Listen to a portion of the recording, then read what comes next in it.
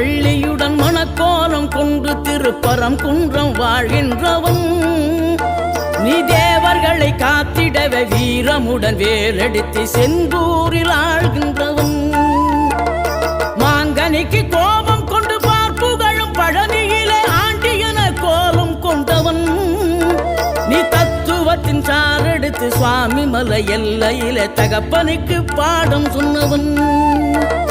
காவல் என நின்று பெரும் சினம் தணிந்து தணிகையில கண் குளிர காட்சி தந்தவன்